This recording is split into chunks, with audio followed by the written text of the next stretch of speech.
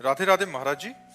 महाराज जी, मुझे आज से ठीक 2 साल पहले आज ही के दिन भगवान के आगे पूर्ण समर्पण हेतु गलती से भगवत प्राप्ति हो गई। कि मतलब भगवान के आगे समर्पण किया तो गलती से इनको भगवत साक्षात्कार या प्राप्ति, आप जो भी समझ लें, वो हो गई। और ये तब हुआ जब आपकी एक रील देखी जिसमें कृष्णाय वासुदेवाय मंत्र के बारे में आपने बताया, इसका जाप करो और भारी तो से भारी। तुमने बड़ी आश्चर्य किया। अरे बच्चा, यह पूरा जीवन। चलो भाई, तुम भगवान कृपालु, कभी भी किसी के सामने आ सकते हैं। प्रणाम है बच्चा। तो क्या करे बच्चा, तुम्हें तो भगवत प्राप्ति हो गई, तुम तो पूर्ण हो गई। सवाल है नहीं, सवाल नहीं रहता। भगवत प्राप्ति के बाद सवाल नहीं रहता। ब्रह्म भूता प्रसन्नात्मान सोचति न कांक्षति समाः सर्वेषु भूतेषु मद भक्तिम लभते पराम। जिसे ब्रह्म की अनुभूति, परमात्मा की अनुभूति हो जाती है, उसके अंदर कोई प्रश्न नहीं रहता, कोई चाह नहीं रहती, कोई भय नहीं रहता, कोई चिंता नहीं रहती, कोई शोक नहीं रहता। इसीलिए तो हंस दिए। एक आए थे और उनका हमको भगवान का साक्षात्कार हो गया। बता क्यों रहे भाई, ये बताने की बात है क्या? बोले कोई मानते नहीं कि हमको भगवान का साक्षात्कार। अभी उसकी दृष्टि में कोई मानता ही नहीं। यही दृष्टि बता रही कि तू अज्ञानी है, तेरे को भगवत प्राप्ति नहीं हुई। जिसे भगवत प्राप्ति होती है वो छपवाता थोड़ी घूमता है कि मेरे को भगवत प्राप्ति हो गई। क्या भगवत प्राप्ति? महाराज जी, उसके बाद क्या हुआ? 2 महीने बहुत अच्छा चला, सब कुछ सब अच्छा चला। अरे बच्चा, बकवास है। 2 महीने चला, फिर क्या? एक बार जिसे भगवत साक्षात्कार हो जाता, तुम्हें पता नहीं भगवत प्राप्ति किसे कहते हैं। एक बार जिसे भगवत प्राप्ति हो जाती, दोबारा जो आनंद सिंधु भगवान का एक बार साक्षात्कार कर ले, वो उसी आनंद में रूप छके घूमत। भगवत प्राप्ति होती क्या आखिर? मतलब क्या भगवत प्राप्ति? मतलब भगवान का साक्षात्कार जैसे हम आप देख रहे हैं वैसा? हाँ। और एक होता तत्वबोध जो अंदर से होता है, और ये भगवत साक्षात्कार ऐसे होता है। एक बार हितधाम में थे तो 10-5 लोग उनके साथ थे। और ऐसी लड़की थी तो 10-5 लोग नौजवान सब ऐसे हमारे पास आए। बोले श्री जी ने इनको दर्शन दिए हैं, वो आपके दर्शन के लिए आई हैं। तो हम कहा हमारी श्री जी स्वामिनी, उनको श्री जी ने दर्शन दे दिया तो हमको उनके पास दर्शन करने जाना चाहिए। अब उनको जरूरत क्या हमारे पास आने की? पर चलो बुलाओ। अब वो तो मार माला पहने और सब लोग वो वैसे सब ड्रामा बनाए हुए थे। सामने आए, बैठे। हम कहा बच्चा, आंख में आंख मिलाए। हम कहा बच्चा, तुम्हें श्री जी के दर्शन हुए? नहीं महाराज जी, स्वप्न में हुए। हम कहा नहीं बच्चा, स्वप्न में तुम्हें श्री जी के दर्शन हुए? बोले नहीं। तो हम कहा बच्चा, काहे कोई नाटक कर रहे? ये 10 लोग तुम्हें पूज रहे, नरक जाओगी, बेमतलब का कार्य कर रहे। अरे भजन करो तो वास्तविक भगवत प्राप्ति के लिए मानव देह मिला है, ये प्रपंच दिखाने के लिए थोड़ी मिला है। तो बच्चा, भगवत प्राप्ति कोई हलवा थोड़ी कैसे मुंह में रखा और खा लिया। नहीं महाराज जी, गलती है कि उसके बाद किसी की इज्जत को बचाने के लिए संकल्प लिया और अपना भजन बल नष्ट कर दिया। उसके बाद से वो अरे चलो हाँ चलो, मान गए भगवत प्राप्ति हुई। तुम नाम जप करो और पवित्र आचरण से रहो, अच्छी बच्ची बन करके रहो, तो आज नहीं तो कल प्राप्त हो ही जाएंगे। भगवान प्राप्त होने के लिए तो हमें मानव देह मिला, लेकिन इसे भगवत प्राप्ति नहीं कहते। तुम्हारी संकल्प से जो भजन बल नष्ट हो। नाम जप करो, नाम जप करो, नाम जप करो, सब छोड़ो, खूब राधा राधा नाम जप करो। चरित्रता की पवित्रता रखो। जो आपका चरित्र, स्त्री शरीर, इसको पवित्र रखो। भगवान कृपालु है, कभी भी कृपा करके दर्शन दे सकते हैं। उनकी तो महिमा ही अलग है। इसलिए नाम जप करो। ये अब किसी से मत कहना मुझे भगवत प्राप्ति हो गई।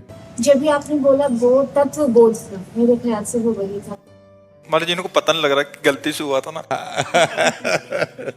यार ऐसी गलती हमारे साथ भी सबके हो जाए तो बढ़िया हो जाएगा।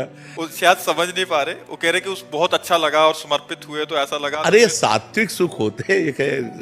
अभी ये क्या जाने, अल्प सुखों का भोक्ता भूमा सुख का अधिकारी थोड़ी होता है।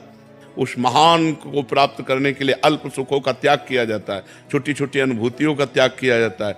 ऐसे सीधे गंगा की धारा से प्रकट होते हुए वो सब नहीं माना जाता। काहे को पर्दा लगाए बैठे हो? हम फकीर है, तुम्हारे लिए आए हैं, तुम्हारे लिए रोज। जब तक तुम्हारा पर्दा नहीं हट जाएगा तब तक हम ये सब जादू टोना ये हम मानेंगे। आपका थोड़ा थोड़ा आनंद ये हम नहीं मानेंगे। हम छोटे छोटे आनंदों में, छोटे छोटे चमत्कारों में बिकने वाले नहीं, हम आप में बिकने वाले। आप आओ, हमसे बात करो, हो जगत में हो, तो हमारे साथ हमें अनुभव कराओ, आप हो, आपके लिए निकले हैं। महाराज जी पर्दा बाहर से खुलता है अंदर से? दोनों जगह से। जब अंदर से का हटा तो बाहर का फौरन हटा, तो सब जगह एक ही नजर आने लगता है। और पहले कहाँ का हटता है महाराज जी? हृदय का, पहले हृदय का हटता है। पहले हृदय में तत्व बोध होता है, तब सर्वत्र बोध होता है। चश्मा हमारा बदलेगा वैसे तो दिखाई देगा, तो जब हमारी दृष्टि बदली तो हमें सब कुछ दिखाई देने लगा। श्री हरिवंश महाराज जी, महाराज जी पिछले 2 वर्षों से आपका सत्संग एवं एकांतिक वार्तालाप नित्य सुन रहा हूँ। धीरे धीरे अब पूरा परिवार भी आपको नित्य सुनने लगा है। परिवार के युवाओं में भी आपके प्रति श्रद्धा जागृत हुई है। आपकी वाणी से उनके विचारों में परिवर्तन भी आया है और नई ऊर्जा और दिशा मिली है। महाराज जी मेरा एक प्रश्न है, किसी भी रिश्ते में अहंकार, ईगो और स्वाभिमान मतलब सेल्फ रिस्पेक्ट में कैसे फर्क करें? आज पूरा विश्व आपको सुनता है, आपकी देखो, बातों पर श्रद्धा। स्वाभिमान को हम जान नहीं पाए, इसलिए हम स्वाभिमान को, देहाभिमान को ही स्वाभिमान समझते हैं। अपनी कुल, अपनी जाति, अपने पद, अपनी प्रतिष्ठा को हम स्वाभिमान समझते हैं। स्वाभिमान शब्द परम पवित्र है, स्वाभिमान की रक्षा करनी चाहिए। पर स्वाभिमान का मतलब शरीर को लेकर नहीं है, स्व तत्व को लेकर है। स्व तत्व आत्मा को कहते हैं। शंकर सहज स्व रूप संभारा, तो लाग समाधि अखंड अपारा। स्व आत्म तत्व को लेकर के है, भगवत तत्व को लेकर के है। स्वाभिमान हम या तो किसी जाति पक्ष को लेते हैं, या कुल धर्म को लेते हैं, या राष्ट्र पक्ष को लेते हैं। कोई ना कोई हम पक्ष लेते हैं, लेकिन स्व का सही अर्थ है आत्मस्वरूप। आत्मस्वरूप, हम आत्मस्वरूप अर्थात भगवत मार्ग के विरुद्ध नहीं चल सकते, उसे अभिमान नहीं कहते। जैसे अस अभिमान जाई जन भोरे, मैं सेवक रघुपति पति मोरे। सिया राम जी मेरे प्रीतम है, पति हैं, स्वामी हैं, और मैं उनका सेवक हूं। अब मैं धर्म के विरुद्ध नहीं चल सकता। हम अहंकार उसे कहते हैं जिसमें मैं के आगे कोई लगे। जैसे मैं अमुक, मैं के आगे जो तत्व, मैं शुद्ध ब्रह्म है, उसके आगे जो शब्द लगता है उसे अभिमान कहते हैं। लेकिन स्वाभिमान जो कहते हैं वो आत्म तत्व को लेकर, स्व आत्मा का नाम, स्व भगवान का नाम है। हम धर्म के विरुद्ध नहीं चल सकते, उसे स्वाभिमान कहते हैं। कि हम धर्म, जैसे जब मुगलों ने आक्रमण किया तो स्वाभिमान की रक्षा के लिए हमारे सनातन धर्मियों ने स्वयं आत्महत्या कर ली, गला कटवा लिया, लेकिन विधर्म को स्वीकार नहीं किया। यह है स्वाभिमान, क्योंकि वो परमात्म तत्व धर्म से लेकर के जुड़ा हुआ है, उसका शरीर संबंध से नहीं है। अगर शरीर संबंध से है तो वो कुलाभिमान होगा, वो जाति अभिमान होगा, वो विद्याभिमान होगा, वो धनाभिमान होगा, वो पदाभिमान होगा। ये निंदनीय है, ये धर्म की तरफ से निंदनीय है। लेकिन अपने धर्म के लिए, जैसे अब हमारा धर्म सनातन, अब सनातन धर्म हमारा स्वाभिमान है, लेकिन सनातन धर्म कितना महान है इसको देखना होगा। सनातन ब्रह्म है, सनातन वायु है, सनातन पृथ्वी है, सनातन जल है, सनातन श्री कृष्ण है, सनातन श्री राम है। हम अपने इस धर्म के पालन के लिए प्राण त्याग देंगे तो हमारी सदगति हो जाएगी। स्वाभिमान जागतिक प्राकृतिक प्रपंच को लेकर के नहीं, वो अभिमान होता है। और जो भागवतिक धर्म को लेकर होता है उसे स्वाभिमान कहते हैं।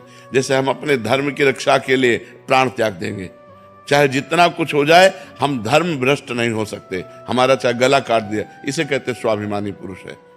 अभिमानी पुरुष कहते हैं उसे जो अन्य बातों को, प्राकृतिक बातों को लेकर गर्व करता है। लेकिन ये स्वाभिमान तो बना रहना चाहिए। इस स्वाभिमान पर चोट आने पर हमें सहन नहीं करना। देखो, जिस समय वेन भागवत में कथा है, उसने अधर्माचरण की धूम मचा दी, तो ऋषियों ने जाके समझाया उनको कि आप राजा हैं, राजा का कर्तव्य होता है प्रजा का पालन करना, ना कि शोषण करना। आप प्रजा का इस तरह हानि कर रहे हैं, भगवान की निंदा कर रहे हैं, अपने को भगवान मान रहे हैं और प्रजा को गलत राह दिखा रहे हैं। आप सुधर जाओ। जब नहीं सुधरे तो संकल्प के द्वारा तत्काल मृत्यु की, और फिर मृत्यु करके उनकी भुजाओं का मंथन किया, जिससे भगवान पृथु और अर्ची का अवतार हुआ। श्रीमद् भागवत में लिखा। यह है स्वधर्म। लेकिन अन्य प्राकृतिक पदों को लेकर, बलों को लेकर, वो अभिमान है, वो निंदनीय है और ये बंधनीय है। आप समझ पा रहे? लेकिन परिवार में स्वाभिमान और अहंकार, इन दोनों में फर्क? वो उसी को स्वाभिमान समझते हैं। मैं पिता हूं तो हमारे पुत्र हो, वो देहाभिमान को लेकर के होता है। मैं तुम्हारा बड़ा भाई हूं, मैं अमुक हूं, मैं अमुक पदाधिकारी हूं, वो सब देहाभिमान के अंतर्गत आता है, वो स्वाभिमान के अंतर्गत नहीं आता। स्वाभिमान के अंतर्गत धर्म आता है। धर्म, भगवान, ये सब स्वाभिमान के अंतर्गत आते हैं। और जब हम प्रकृति में अगर स्वाभिमान लें तो हम भारतवासी हैं। हम अपने राष्ट्र के लिए फांसी का फंदा स्वीकार करते हुए महापुरुषों को देखा है, जिन्होंने प्राणों की आहुति दे दी हमारे देश के तिरंगे की रक्षा के लिए। ये भी स्वाभिमान के अंतर्गत आएगा, क्योंकि अपने प्राणों को न्यौछावर करके धर्म की, राष्ट्र धर्म की रक्षा के लिए। तो ये भी एक अभिमान, वंदे मातरम बोल करके और फांसी का फंदा चूमकर भगत सिंह आदि।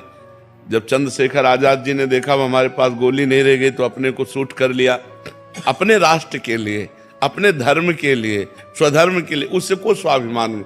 ये जो पर्सनल शरीर संबंध को लेकर है, ये प्राकृतिक अभिमान के अंतर्गत आता है। जो पारिवारिक संबंधों में उसे स्वाभिमान नहीं कहते, उसे अभिमान ही कहते हैं। उसे सुधारना चाहिए। उसका निराकरण कैसे करें?